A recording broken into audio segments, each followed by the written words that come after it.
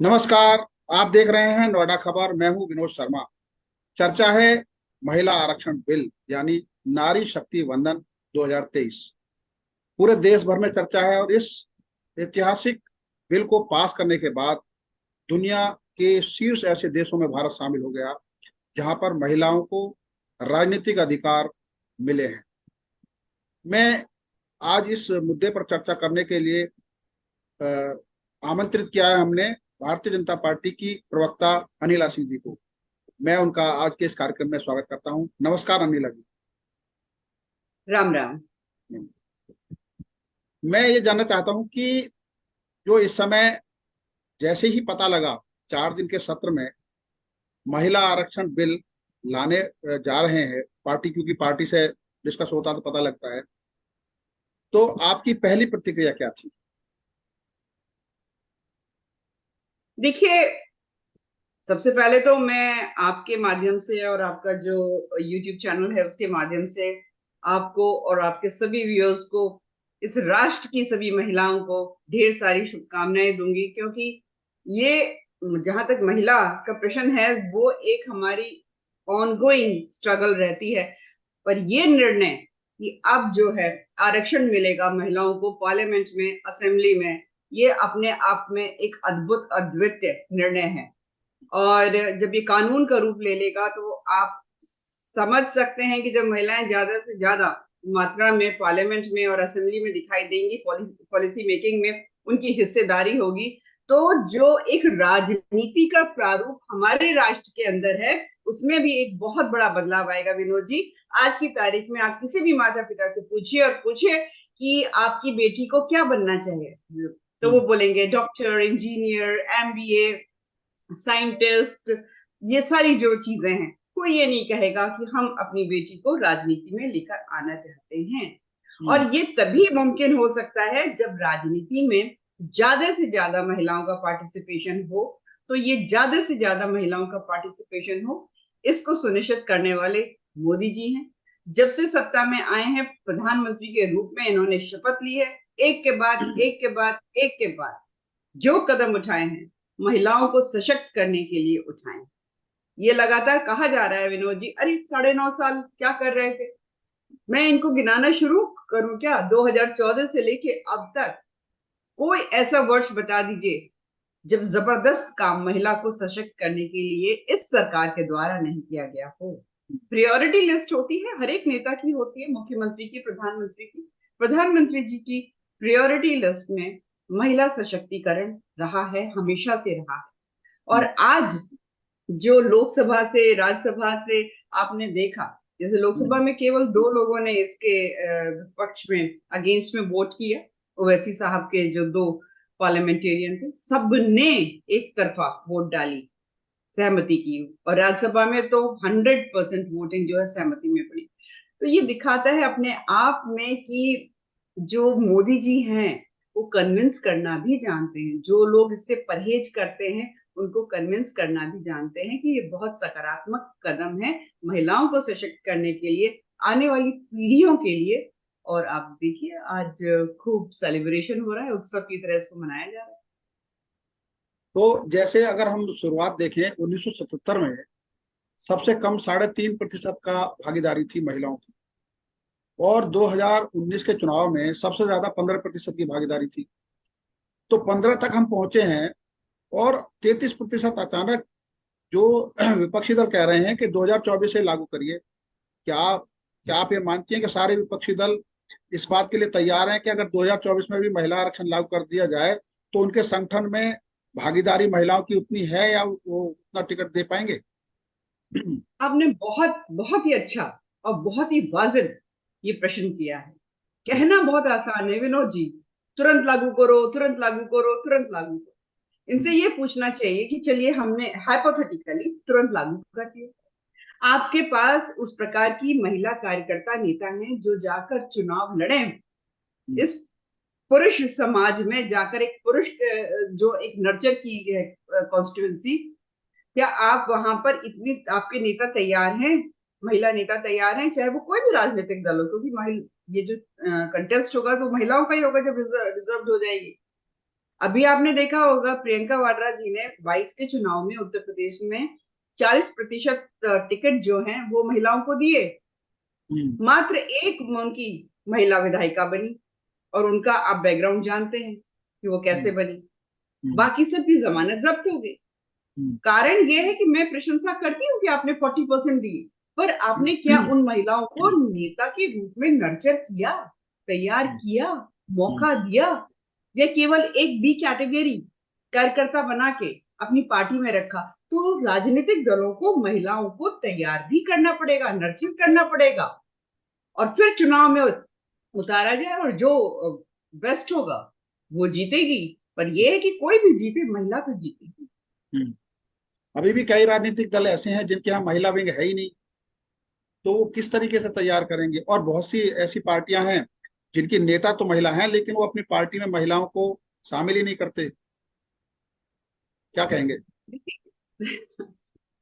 और जो लोग विनोद जी अपनी राजनीतिक रोटियां अपने आप को पिछड़ा कह के, हम्म। अपने आप को दलित कह के सेकते हैं, आप अगर उनके राजनीतिक दल में देखेंगे तो हम्म। आप पाएंगे कि जो महिलाएं राजनीति कर रही हैं, यानी कि अगर वो उस पार्टी से सांसद हैं, उस पार्टी से विधायिका हैं, आप उनका बैकग्राउंड चेक करेंगे तो आपको पता चलेगा कि ये कोई साधारण महिला तो है ही नहीं, सब हम्म। प्रिविलेज्ड है। हम्म। समाजवादी पार्टी जो कि लगातार अपने आप को ये दिखाती है कि भाई हम सबसे बड़े, एटलीस्ट उत्तर प्रदेश में हम सबसे बड़े जो है पिछड़ों के नेता हैं, हम पिछड़ों की राजनीति करते हैं। हम्म। 2022 में जो इनकी 14 विधायिका चुनकर आई है, सारी की सारी करोड़पति हैं। और वैसे आप कह रहे हैं कि भाई जो एक साधारण महिला है, जो खेत में काम करती है, जो चूल्हा चौका करती है, आप अगर ओबीसी का आरक्षण नहीं देंगे तो वो विधायिका कैसे बनेगी? आपको किसी ने रोका हुआ है? कहीं कोई बॉन्ड साइन करवाया हुआ है? किसी भी राजनीतिक दल को नहीं रोका हुआ है। मंशा नहीं होती है। आपकी मंशा है तो आप इंटरनल पॉलिसी बनाकर दीजिए ना। क्यों आप छाट के ऐसी सीटें देते हैं महिलाओं को कि अगर जीत जाए तो जीत जाए, हार जाए तो हार जाए? हम्म। तो अब ये आरक्षण से ये सीन बदलेगा। हम्म। मोदी जी आए, आपको पता ही है, सबसे ज्यादा महिला सांसद चुनकर पार्लियामेंट में पहुंची। मोदी हम्म। जी की वजह से सबसे ज्यादा कैबिनेट में जो मिनिस्टर्स हैं, महिला मिनिस्टर हैं। इंपॉर्टेंट पोर्टफोलियो जो महिलाओं को दिए ही नहीं जाते थे, डिफेंस फाइनेंस, मोदी जी ने दिए। हम्म। ठीक है, परमानेंट कमीशन फौज में कोई सोच भी नहीं सकता था, वो मोदी जी करा रहे हैं। बाकी तो आप जानते ही हैं, हम लोग सब गिनवाते ही है, राइट फ्रॉम उज्ज्वला योजना टू स्वच्छ Bharat mission, startup, stand up, मुद्रा, सब हम गिना। हम्म। पर यह है कि आपको ट्रस्ट कितना है, विश्वास कितना है महिला के अंदर। जब आप इंपॉर्टेंट पोर्टफोलियो उनको देते हो तो वो ट्रस्ट दिखाई देता है। हम्म। तो वो मोदी जी ने महिलाओं में अपना विश्वास जताया कि नहीं, आप कर सकते हैं। और 21st सेंचुरी में हम विनोद जी रह रहे हैं, हम्म।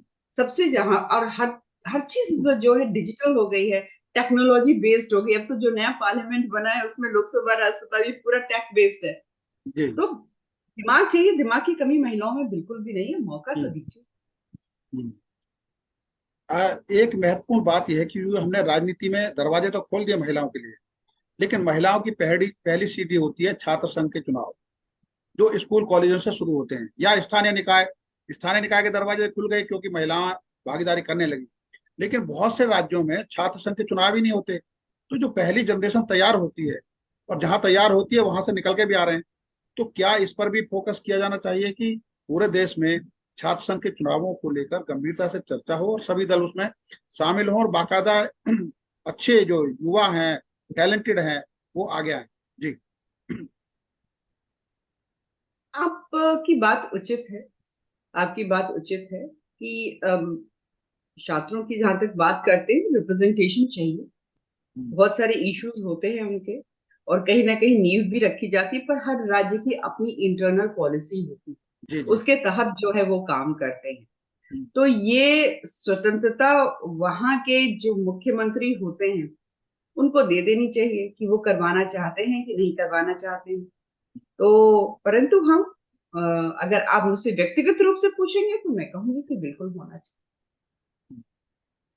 साथ में एक चीज और है, जो शिक्षा, क्योंकि बहुत सारी जगह, बहुत सारे स्थानीय स्तर पर ऐसा है जहाँ एजुकेशन का बेस्ट सिस्टम नहीं है।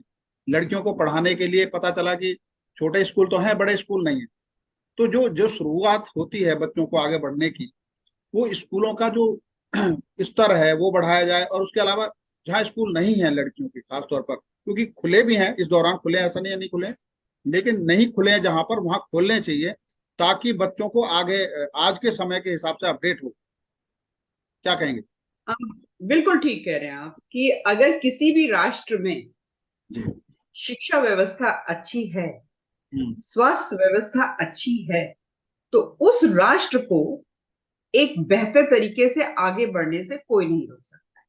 हम्म। और ये चीज हमने देखी है। मैं क्योंकि उत्तर प्रदेश से आती हूँ, पश्चिमी उत्तर प्रदेश से मैं रहती हूँ, वहीं की रहने वाली भी हूँ, पश्चिमी उत्तर प्रदेश। और मैंने देखा है कि यहाँ पर, खुद के मैं अनुभव से बता रही हूँ, आंखों से देखा है मैंने कि पहले कॉलेज, स्कूल लड़कियां जाती नहीं थी, स्कूल ड्रॉप आउट रेट बहुत ज्यादा था। हम्म। एक बहुत बड़ी दिक्कत ये थी कि शोहदे जो तंग करते थे। हम्म। तो कोई भी माँ बाप जो है वो इस प्रकार का रिस्क उठाई देंगे। तुष्टीकरण की राजनीति के तहत जो है, आपको पता है कि थानों में रिपोर्ट भी नहीं लिखी जाती, स्कूल कॉलेज के सामने छेड़ने के लिए वो खड़े रहते थे। अब योगी सरकार में सब बंद, सब कुछ बंद। तो आप देखिए कि ड्रॉप आउट रेट जो है वो बहुत कम हो चुका है, एनरोलमेंट रेट बहुत ज्यादा बढ़ चुका है, और एजुकेशन फैसिलिटीज बहुत बेहतर हुई हैं। हेल्थ सेक्टर में बहुत जबरदस्त काम हुआ है। अलग अलग ऐसी योजनाएं हैं जो हमारी बच्चियों के लिए ही हैं। तो एक चीज जरूर है जो कि मैं अब कई राज्यों में ऑब्जर्व करती हूँ, ज्यादातर राज्यों में ऑब्जर्व करती हूँ, योजनाएं बड़ी खूबसूरत हैं सरकार, हम्म। बजट अलॉटमेंट बहुत शानदार है, हम्म। परंतु जो आम जनता है, चाहे वो महिलाएं हों, चाहे वो हम्म। छात्र हों, चाहे वो किसान हो, युवा हो, उनको जानकारी ही नहीं होती, उसका उपयोग ही नहीं वो उठा हम्म। पाते। अब विश्वकर्मा योजना आई है, बहुत शानदार योजना लेकर आए हम्म। केंद्रीय सरकार। जी। तो अगर पता ही नहीं होगा तो उसका लाभ ही नहीं उठा पाएंगे। तो मुझे लगता है कि सरकारें भी, और जो एनजीओ है, या जो भी समाज है, थोड़ा अवेकनिंग करने की आवश्यकता है। और मुझे लगता है महिलाओं के लिए तो एक से एक खूबसूरत योजनाएं हैं, उनका लाभ उठाना चाहिए। हम्म। जैसे अगर हम देखें 2019 की लोकसभा, उस समय 82 लोकसभा सदस्य रहे, और अब जब ये लागू हो जाएगा तब ये संख्या 181 हो जाएगी, यानी 99 सीटें महिलाओं की बढ़ जाएंगी। तो वो 2024 में शायद इसलिए कह रहे हैं कि इस समय बीजेपी का जनाधार है देश भर में और सांसदों की संख्या ज्यादा है। और अगर अभी लागू कर दिया जाए तो पता चला कि 100 टिकट सांसदों के कटने ही कटने हैं, फिर नई जगह उनको तलाशनी पड़ेगी या कहीं भी होगा। तो क्या ये भी एक कारण हो सकता है? और दूसरी बात ये कि वो क्या जल्दबाजी में है विपक्षी? मेरे को लग रहा है वो विरोध करने के लिए विरोध कर रहे हैं कि अगर विरोध नहीं करेंगे तो जनता सोचेगी अरे आप तो बिल्कुल हम्म। चुप होकर बैठ गए, जो सत्ताधारी सरकार ने कहा, जो हम्म। राष्ट्र के प्रधानमंत्री जी ने कहा, आप चुप करके आपने हम्म। मान लिया। तो जिस प्रकार से, जिस प्रारूप में ये बिल आया है, और जिस हम्म। प्रकार से भविष्य में ये इसका इम्प्लीमेंटेशन होगा, उस उन सारी चीजों से ये लोग सहमत हैं, तभी आप देखिए एक तरफा वोट पड़ा है। हम्म। नहीं तो ये एक तरफा वोट करते, बिल्कुल भी नहीं करते, ये तो वॉकआउट कर जाते हैं। तो हम्म। ये लोग कहीं ना कहीं सहमत है इस चीज से कि जो एक पूरा एक प्लानिंग जो है वो ठीक है। और जैसे हम्म। मैंने कहा कि ये इनको तो हाथ चूमने चाहिए नरेंद्र मोदी जी के। हम्म। भारतीय जनता पार्टी में है ऐसी महिला कार्यकर्ता, कांग्रेस हम्म। में भी हो सकती है, हम्म। पर बाकी राजनीतिक दलों को तो तैयारी करनी पड़ेगी ना। महिलाओं को वहां कहीं नजर ही नहीं आती हैं, या फिर केवल उनके परिवार की महिलाएं जो हैं, जो भीड़ में दो शब्द ना बोल पाए, चाहे वो अंगूठा टेक हो, परंतु वो उनके परिवार की है, दी फैमिली की होती है, तो उन्हीं से उनका नॉमिनेशन भी हो जाता है, वो चुनाव भी लड़ जाते हैं। तो उन्हें अपनी महिला कार्यकर्ताओं को तैयार करना पड़ेगा चुनाव लड़ने के लिए। तो वो हम्म। तो बहुत खुश हैं कि जिस तरीके से सारी चीजें पुख्ता रूप से नरेंद्र मोदी जी जो हैं इस महिला आरक्षण बिल को कानून बनवा के लागू करेंगे। हम्म। नहीं, मुझे लगता है कि जो ये लोकसभा में जो नया लागू होगा, तो जैसे अंत्योदय में लास्ट में जो लाइन में खड़ा आदमी है उसका ध्यान रखा जाता है, तो इस बिल के बाद जो विभिन्न पार्टियों में लास्ट में खड़ी हैं महिलाएं, उनका शायद नंबर आ जाए। देखिए यही तो है, आपने, आप बहुत ही सीजन्ड जर्नलिस्ट है ना आप। गागर में सागर कर जी शायद जो लगा दिया ना आपने, यही तो बहुत बड़ा खेल है विनोद जी, कि जो आम परिवार से महिलाएं हैं, जिनका पॉलिटिकल बैकग्राउंड नहीं है, जो एक स्ट्रगल, मतलब उनकी बहुत सारी आकांक्षाएं और अपेक्षाएं होती है कि राजनीति में हम आगे बढ़ेंगे तो हमारा हमको साथ मिलेगा। अब ये मौका है कि जो लोग खास तौर से जो कहते हैं ओबीसी, आदिवासी, दलित, बढ़ाओ भाई, या मैं कहती हूँ कि सवर्ण भी हैं, अगर आम है, आम महिला है, अगर वो डॉक्टर इंजीनियर भी है, प्रोफेसर भी है, होम मेकर भी है, मौका दो ना उसको। तो जरूरी थोड़ी ना है कि जो पॉलिटिकल बैकग्राउंड से आ रही है उन्हीं को मौका मिलेगा। हम्म, नर्चर करो, टाइम है। हम्म, जैसे मेरे से कई लोगों ने पूछा विनोद जी कि अरे आप लोगों को तो लाभ मिलेगा नहीं। मैंने हम्म, कहा एक चीज बताइए, जब लड़ाई लड़ी जा रही थी कि हमारा देश जो है स्वतंत्र हो जाए, तो जो लड़ाई लड़ रहे थे वो ये सोच रहे थे कि अभी हमको लाभ मिल जाए। उनका ये था कि राष्ट्र आजाद हो जाए। तो मैंने कहा हम लोगों का भी ये है कि बिल जो है वो एक्ट बन जाए, हम्म, आने वाली पीढ़ियों को फायदा होगा। हम्म। नहीं, ये बात तो सही है, लेकिन एक चीज और है, मैं जो देख रहा हूँ भविष्य में क्या ऐसा होगा, जी क्योंकि कांग्रेस का ये दावा है कि उनकी राष्ट्रीय अध्यक्ष भी महिला रही हैं, उन्होंने देश को प्रधानमंत्री भी महिला दी हैं, लेकिन अभी भाजपा में कोई महिला राष्ट्रीय अध्यक्ष भी नहीं हुई और कोई प्रधानमंत्री भी नहीं हुई। आने वाले दिनों में दिख रहा है कि देश में अगर बीजेपी का यही विस्तार है तो देश में महिला प्रधानमंत्री भी हो सकती है आने वाले दिनों में। ये जो भाग्य है ना, जो डेस्टिनी है, जी जैसे श्रीमद् भगवत गीता में भी लिखा है, जी। वो कोई नहीं बदल सकता। अगर हम्म, किसी भारतीय जनता पार्टी कार्यकर्ता के भाग्य में इस राष्ट्र की प्रधानमंत्री बनने का लिखा हुआ है तो उसको कोई नहीं रोक सकता। आज हमारे राष्ट्र के जी। राष्ट्रपति जो हैं वो भारतीय जनता पार्टी के बैकग्राउंड से हैं हम्म, और प्रेसिडेंट ऑफ इंडिया हैं। जी जी। तो कुछ भी हो सकता है। आप अपना कर्म करिए, बाकी चीजें जो है ऊपर वाले पे छोड़ देनी चाहिए। हाँ, नहीं बिल्कुल ठीक बात है। अब आप एक बताइए, क्योंकि आप उत्तर प्रदेश से आती हैं और उत्तर प्रदेश में 2014 और 2019 में भारतीय जनता पार्टी को बहुत अच्छी सफलता मिली। 2024 का चुनाव किस तरीके जी, से अलग है, जिसमें आप ये कह सकते हैं कि भाजपा फिर वापसी कर रही है? मैं आपको बता रही हूँ 2019 से ज्यादा जी सीटें लेकर हम वापसी कर रहे हैं। ये जो अलायंस है, जी। ठीक है, इन्होंने जो डॉटेड इंडिया अलायंस जो इन लोगों ने बनाया हुआ है, हम्म, आप देखिएगा कि इनको ये एक गलतफहमी में बैठे हुए हैं कि भाई हम लोगों को जो जनता है, उत्तर प्रदेश की जनता जो है, क्योंकि आपने उत्तर प्रदेश के विषय में मुझसे प्रश्न पूछा है तो मैं उत्तर प्रदेश हम्म, को लेकर ही उत्तर दूंगी।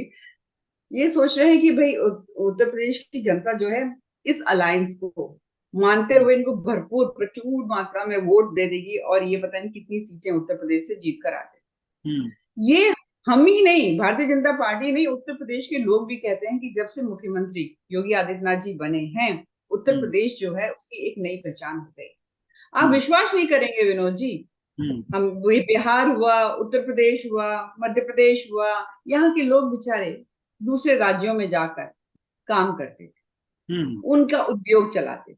हम्म, हाँ, और किस प्रकार का व्यवहार हमारे लोगों के साथ किया जाता था ये आपसे भी छुपा नहीं है। बड़ा कष्ट होता था देख के, हम्म, कि हमारे राज्य से निकल जाओ, फलाना कर जाओ। और आज खासतौर से कोरोना के समय पे जो स्किल मैपिंग करी मुख्यमंत्री जी ने, उसके बाद से और जो इंफ्रास्ट्रक्चर डेवलपमेंट हो रहा है, जो इंडस्ट्रियल डेवलपमेंट हो रहा है, बहुत बहुत कुछ जो हमारे स्किल मैपिंग के बाद जो हमारा लेबर क्लास जो बाहर जाके काम करता था, अब हमारे उत्तर प्रदेश में ही उसको काम मिल गया। कोई अपना घर छोड़ के नहीं जाना चाहता, मौका नहीं मिलता।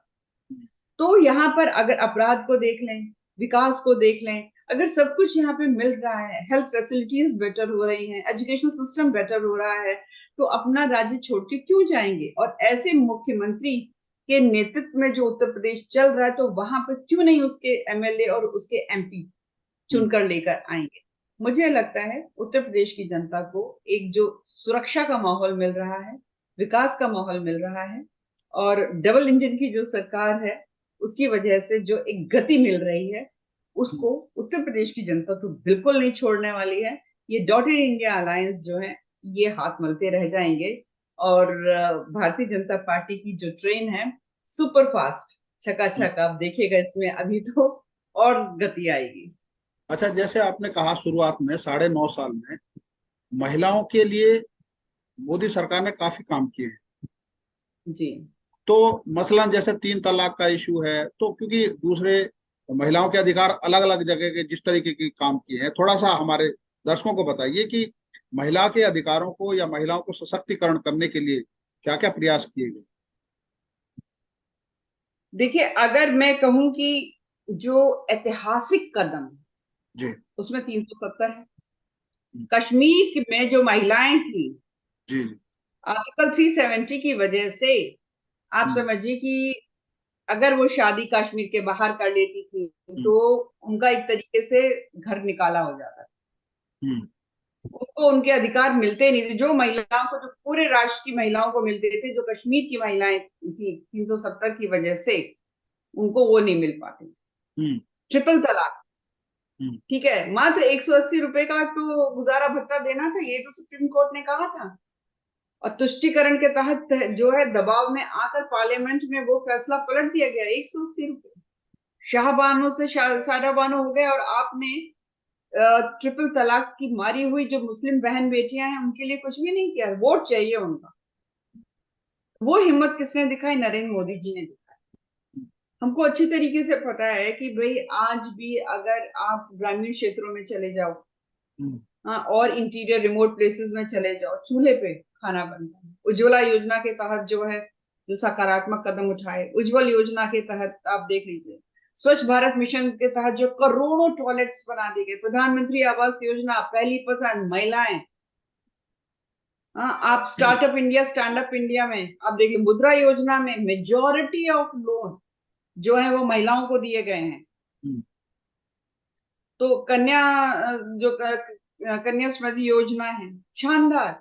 5 वर्ष की आयु से आप कुछ पैसा जमा करते रहिए, और जब 18 वर्ष की होगी, 18 लाख रुपया ले लीजिए।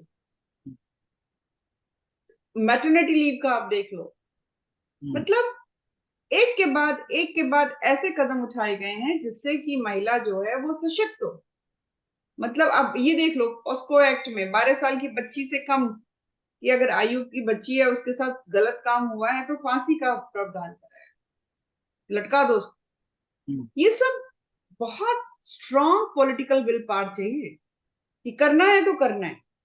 लोग हमसे कहते हैं कि आप लोग तो बहुत ज्यादा सांप्रदायिक लोग हैं, आप लोग तो हिंदू मुसलमान करते हैं। अरे मुसलमानों के लिए तो हमने तो किया, आप गिना दो आपने क्या किया। One one district one product अगर हम कर रहे हैं तो आपको पता है कि सबसे ज्यादा फायदा किसको हमको हो रहा है? अधिक एमएल के जो इलीगल बिल्डिंग को ध्वस्त करके वहां पे घर बनाए, सबसे ज्यादा जो अनप्रिविलेज्ड कैटेगरी को वहां पे जो फ्लैट्स दिए गए हैं, हम्म, वो मुस्लिम बहनों को मिले। यहाँ ये है कि तुष्टिकरण नहीं है। महिलाएं हो या पुरुष हो, किसी भी समाज, किसी भी वर्ग, किसी भी धर्म, किसी भी जाति से आते हो, आप रहिए। अगर आप सोचोगे कि राजनीतिक मुनाफे की वजह से हम कुछ कर आपको एक्स्ट्रा माइलेज दे देंगे, वो नहीं। और इसीलिए आज आप देखिए मुस्लिम बहनें जो हैं वो भारतीय जनता पार्टी के साथ खड़ी हुई हैं। हम्म। अच्छा, जैसे ये ओबीसी की बात कर रहे हैं विपक्षी दल के, इसमें ओबीसी महिलाओं का अलग से आरक्षण होना चाहिए, तो ये अल्पसंख्यकों की तो कोई बात नहीं कर रहे विपक्ष वाले। क्या अल्पसंख्यकों को अधिकार नहीं है? उनको नहीं चुनना नहीं, चाहिए? उनको टिकट नहीं मिलने चाहिए? तो रिजर्वेशन अगर ओबीसी की बात होगी तो अल्पसंख्यकों की भी होगी, जैन समुदाय भी है, सिख भी है, जो भी है। तो ये जो ओबीसी की बात कर रहे हैं, कितना दम है इसमें? ओबीसी की जो मांग है वो कितना सही है, या क्या अड़ंगेबाजी है, या खाली केवल अपना मुद्दा जातीय जनगणना की वजह से उठा? नहीं, मुसलमान बहनों को या मुसलमानों को रिजर्वेशन मिलना चाहिए, ये तो डुप्लीकेट कॉपी ऑफ जिन्ना वैसी साहब ये भी कह रहे हैं। हम्म, हमारे राज्य में जो मुसलमानों की राजनीति करते हैं वो राजनीतिक दल भी कह रहे हैं। तो इनको अच्छी तरीके से पता है कि धर्म के आधार पे आरक्षण नहीं होता और नहीं होना भी चाहिए। एक तरफ तो आप कहेंगे धर्मनिरपेक्ष, और दूसरी तरफ इस प्रकार की आप डिमांड रखेंगे। इस जनता को मूर्ख समझा हुआ है आपने। तो दूसरी बात, जहां तक ओबीसी की बात है, देखिए मैंने एक चीज कही कि जैसे आदरणीय राम मनोहर लोहिया जी कहते हैं, मैं उनको उनकी आइडियोलॉजी को बहुत ज्यादा मानती हूँ कि महिला को महिला रहने दो, उसको डिवाइड मत करो, विभाजित मत करो, जाति के आधार पे, धर्म के आधार पे, वर्ग के आधार पे, क्षेत्र के आधार पे। उसका विकास अगर सोचते हो तो उसका विकास करो। अगर मैं और इसीलिए मैंने कहा कि ये जो बिल है इसको पास हो जाने दो, इसको कानून बन जाने दो। इसमें अगर आरक्षण लाना है, ओबीसी का आरक्षण लाना है, ले आइएगा। अमेंडमेंट्स तो होते रहते हैं। ये वाला भी कॉन्स्टिट्यूशनल अमेंडमेंट जो होना है, ये 128 अमेंडमेंट होगा। अमेंडमेंट तो लगातार होते रहते हैं। तो पर उस चीज पे अटक के और ना पास करें, वो गलत होगा। तो अब कम से कम कानून बन तो रहा है। अमेंडमेंट तो कभी भी हो सकता है। तो जैसे अब ये बोला गया है पार्टी की तरफ से, सरकार ने कहा कि जातीय जनगणना और परिसीमन के बाद ही ये लागू हो पाएगा। क्या इसमें क्या बाध्यता है? मतलब जनगणना और परिसीमन क्यों जरूरी है, और उससे पहले भी लागू हो सकता था, या बाद में क्यों जरूरी है? क्या कोई कानून पेच में फंसने का खतरा रहता है? जी जी, मैं ये 2002 में ये हाँ अमेंडमेंट जी। आया, हाँ। अगर मैं गलत नहीं हूँ, है ना, उसके हाँ, 2002। 82। तो उसके तहत ये क्लॉज लगा हुआ है। अच्छा। अगर उसको हम फॉलो नहीं करेंगे आज की तारीख में, अभी हम लागू कर देंगे, तो सुप्रीम कोर्ट में चैलेंज हो जाएगा और ये कोलैप्स हो जाएगा। हम्म। तो इसलिए कोलैप्स ना हो, इसलिए ये जो डिलिमिटेशन है और सेंसस है, ये फॉर्मेलिटीज हमें पूरी करनी पड़ेगी। क्योंकि पिछला वाला 2002 में हुआ था परिसीमन, लेकिन लागू 2008-9 में हो पाया था। मतलब 6-7 साल लगे थे। तो क्या लगता है कि जैसे अब 2023 में शुरू हुआ तो 2029 तक ही लागू हो पाएगा?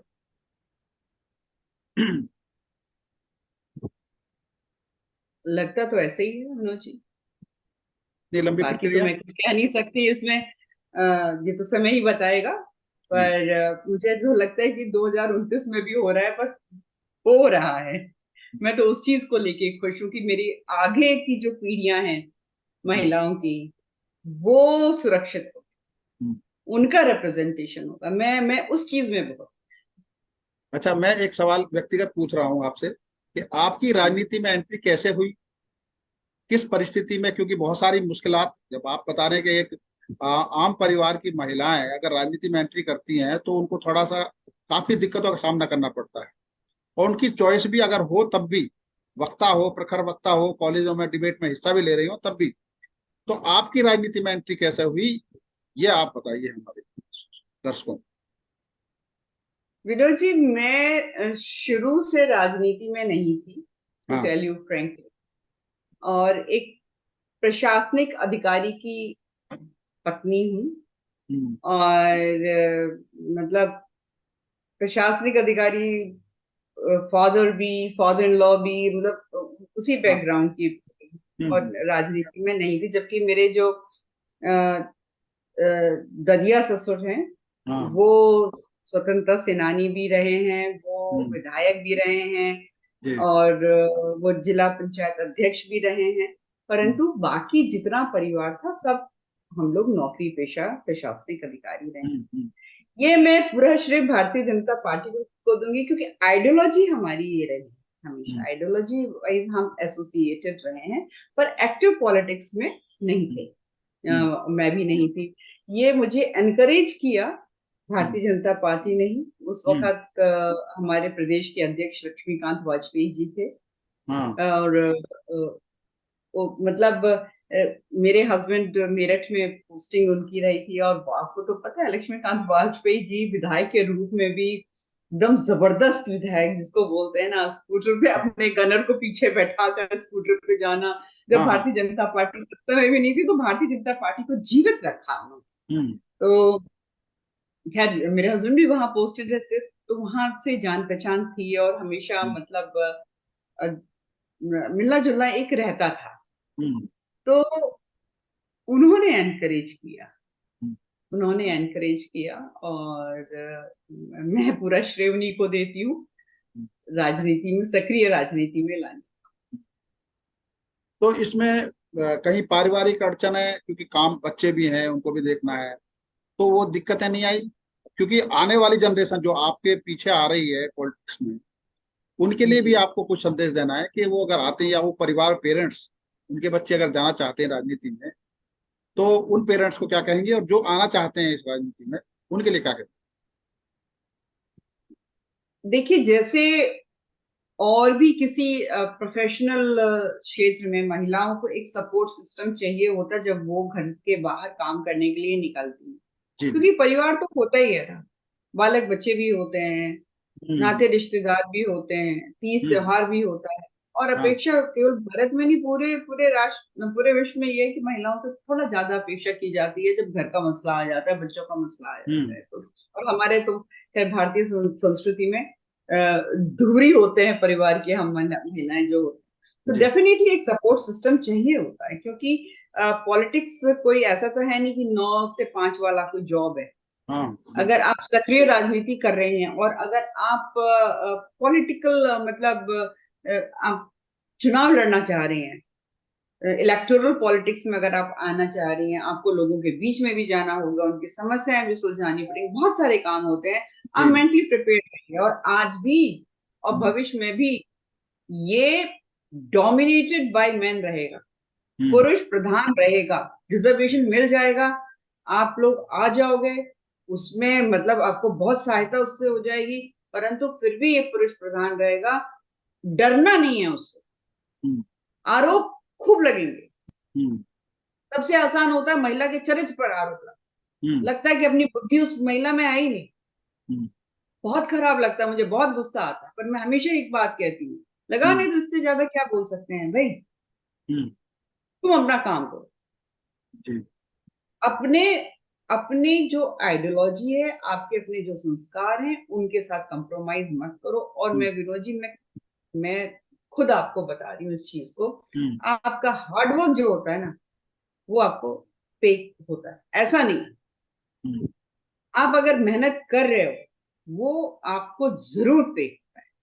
हम्म तो मैं तो इतना ही कहूंगी कि किसी भी कोई भी हालात में अगर आप हो, घबराओ मत, कमजोर मत पड़ो। हम्म एक सपोर्ट सिस्टम तो तैयार करना ही पड़ेगा, वो हम्म सपोर्ट सिस्टम तैयार होना चाहिए। ऐसा नहीं होना चाहिए कि आप बाहर काम कर रहे हो और आपके बच्चे जो है पटरी से उतर गए, वो हम्म भी गलत हम्म। है ना। तो आपको आपकी पहली जिम्मेवारी आपका परिवार है। जी आपके बच्चे ठीक पढ़ाई कर रहे हो, अच्छे नागरिक बने, ये बहुत जी बड़ा कंट्रीब्यूशन। जी। आज अब ईश्वर की कृपा है कि मेरे जो बच्चे हैं they are very well settled, दूर दूर तक राजनीति में उनको कोई इंटरेस्ट नहीं है। हम्म पर मुझे सुकून है कि मैंने एक अच्छी माँ का जो कर्तव्य है उसको पूरा किया है, और राजनीति में जो मुझे जिम्मेवारी दी जाती है उसका मैं 100% देने का कोशिश कर। अब एक बात निकली, आपने चुनाव की चर्चा की बात की, तो चुनाव सुधार, इतना महंगा चुनाव है, जब महिलाएं इस राजनीति में आएंगी और आम महिलाओं की भागीदारी बढ़ेगी, तो महंगे चुनाव वो कैसे भागीदारी कर पाएंगे? क्या आपको लगता है कि जो चुनाव का महंगा जो खर्चा है, वो कम किया जाना चाहिए, उसके विभिन्न तरीके अपनाए जाने चाहिए? जिस तरीके से आपने महिला सशक्तिकरण की बात की है, उसी तरीके से चुनाव सुधार की भी बात हो, ताकि अच्छा लोकतंत्र में पैसे का प्रभाव कम हो, आम लोग, अच्छे लोगों की भागीदारी ज्यादा हो। जी ये आपने बहुत अच्छी बात की। आप विदेशों में देखिए, खासतौर से जो डेवलप्ड नेशंस हैं वहां पे आप देखिए कि जी। वहाँ किस तरीके से कंट्रोल किए जाते हैं खर्चे। हम्म और वैसे तो इलेक्शन कमीशन ने अपने मापदंड बना रखे हैं, हम्म पर आप ठीक कह रहे हैं, चुनाव में खर्चा काफी होता है। तो हम्म आम जो परिवार से महिलाएं आ रही हैं, उनका क्या होगा? आप पहले देखिए ना, पहले के अगर आप चुनाव देखेंगे तो टीचर्स जो हुआ करते थे, खूब मतलब राजनीति में भी आते थे, चुनकर भी आते थे। तो आप कोई अगर शिक्षा के बैकग्राउंड से आ रहा है, आप सोचिए वो कितना डिसिप्लिन भी होगा और अच्छा काम करने वाला, डिलीवरी वाला भी होगा। पर धीरे धीरे धीरे हमने देखा, एक हम्म मैंने किताब भी पढ़ी थी कि किस प्रकार से राजनीति में मनी पावर और muscle power, double M, hmm money hmm and muscle power, कि जब एंट्री हुई है उसके बाद से राजनीति का जो रंग ढंग है बिल्कुल बदल गया। किस तरीके से डॉन माफियाज एंटर हो गए और ये लोग अपने लोगों को खुद फाइनेंस करके राजनीति में इन लोगों ने भेजना शुरू किया। और फिर जो इनको फाइनेंस करते थे तो उनको लगा कि भाई ठीक है, हम भी चुनाव लड़ सकते हैं। तो जो एक आम लोग थे जो चुनाव लड़ते थे, समाज के अलग अलग हिस्सों से आते थे, वो पीछे हट गए और इन लोगों का डोमिनेंस हो गया। तो मुझे तो लगता है कि ये काम थोड़ा इलेक्शन कमीशन को मजबूती से करना चाहिए कि अगर आपने बोला है कि इतना खर्चा एमएलए के चुनाव में, इतना खर्चा पार्लियामेंट के चुनाव में होना है, या जो भी चुनाव है जो बनाया हुआ है इन लोगों ने, कैटेगराइज किया हुआ है, उसके तहत हो अपनी एजेंसीज उनको रखनी चाहिए। तो आम नहीं तो मुश्किल तो होता ही है चुनाव इतना। जब साउथ में तो मैंने सुना है बहुत ज्यादा महंगे चुनाव होते हैं, तो उस हिसाब से हमारे नॉर्थ इंडिया में इतने नहीं होते हैं महंगे चुनाव। पर हाँ, इस पे थोड़ी सख्ती होनी चाहिए। अब आखिरी सवाल कि इंडिया गठबंधन बना और उसके बाद से सनातन धर्म पर हमले होने लगे, ये क्या है? ये इनका असली चेहरा है। ये इनका असली चेहरा है कि तुष्टीकरण की राजनीति के तहत सनातन का अपमान करो और वोट बटो। पर इनको समझ में आ जाना चाहिए कि वो समय गया, वो समय गया। हम किसी की आस्था का अपमान नहीं करते, उसको नीची नजर से नहीं देखते, कटु शब्द नहीं बोलते। पर अगर आप सनातन का अपमान करोगे तो आपको बख्श देंगे, तो ये आपकी गलत है। ये राष्ट्र की जनता देख रही है कि किस प्रकार से एक राजनीतिक दल का नेता कुछ सनातन के खिलाफ बोलते हैं तो दूसरे राजनीतिक दल के जो नेता हैं वो आकर उसकी एडवोकेसी करने लग जाते हैं। तो ये ऐसा तो नहीं चलेगा, बिल्कुल नहीं चलेगा। बहुत हो चुका, हिंदुओं का अपमान बहुत हो चुका, उनकी भावनाओं का अपमान बहुत हो चुका। हम हमेशा कहते हैं कि अगर आप हमको कहते हो कि सांप्रदायिक है तो ये आप बोल रहे हो, आप अपने आप को धर्मनिरपेक्ष करते हो सनातन का अपमान कर कर। तो सनातन को अपमान बिल्कुल नहीं होने देंगे। और पूरा भारतवर्ष देख रहा है कि सनातन जो है फिर से अगर जिंदा हुआ है, फिर से सर उठाकर खड़ा हुआ है, तो केवल और केवल भारतीय जनता पार्टी की वजह से। नहीं तो आप उत्तर प्रदेश में भी आप जानते हैं कि क्या हाल बना के रखा हुआ, क्या हाल लोगों ने बना के रखा हुआ था। पर हाँ, आज देख लीजिए जितने भी धाम है ना, चाहे काशी चले जाइए, विंध्याचल चले जाइए, हाँ मथुरा वृंदावन चले जाइए, कहीं पे भी चले जाइए, शक्ल ही बदल गई। तो क्या विकास का काम नहीं कर रहे हैं? तो ये सनातन का तो अपमान नहीं बर्दाश्त होने दें। अब बस एक संदेश, जो नई जनरेशन आएगी राजनीति में, केवल उनके लिए बस, क्योंकि हमारे पास सिर्फ 1 मिनट का समय है, समाप्त होना है। मैं विनोद जी केवल यही कहना चाहूंगी अपनी युवा पीढ़ी के साथ कि जो भी आप काम करें ईमानदारी से काम करें। राजनीति बहुत अच्छी चीज है, पर राजनीति को भी अगर ईमानदारी से करेंगे तो वो ना केवल राजनीति के लिए बहुत अच्छा होगा, इस राष्ट्र के लिए बहुत अच्छा होगा। क्योंकि ईमानदारी अपने आप में ये जताती है कि आप अपने काम के प्रति कितने सच्चाई से डिवोटेड हैं। तो बिल्कुल आइए, राजनीति एक अच्छा क्षेत्र है, समाज के लिए, राष्ट्र के लिए आप काम कर सकते हैं। और खास तौर से मैं कहूंगी जितनी हमारी बेटियां हैं, आइए आप राजनीति में। और किसी भी प्रकार की मदद अगर चाहिए, किसी भी प्रकार की गाइडेंस अगर चाहिए, तो विनोद जी के पास मेरा नंबर है, आप नंबर लीजिए, मुझसे कांटेक्ट करिए, मैं बिल्कुल एनकरेज करूंगा। आपका बहुत बहुत धन्यवाद, आपने विचार व्यक्त किए राजनीति में महिला आरक्षण को लेकर। आपका बहुत बहुत thanks for inviting me. Ram Ram.